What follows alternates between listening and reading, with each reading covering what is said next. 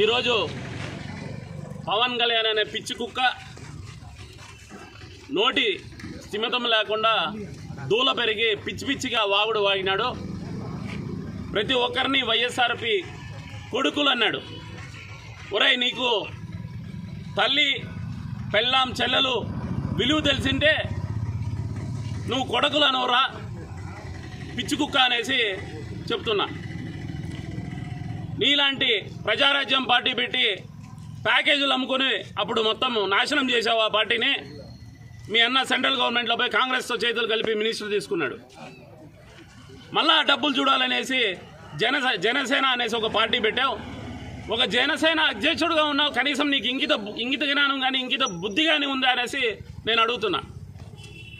ఒక నాయకుడు, ఒక అధినాయకుడు అనుకునేవాడు నువ్వే చెప్పులు తీసుకొని కొట్టడము, చొప్పు తీసి చూపించడము, కొడుకులు అనేసి కొందరు పిల్లల మధ్యలో నువ్వు అరిసేసినంత మాత్రం నువ్వేం హీరోగా కావు.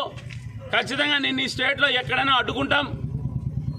అడ్డుకోవాలని కూడా నేను స్టేట్లో అందరికీ పిలుపునిస్తున్నా.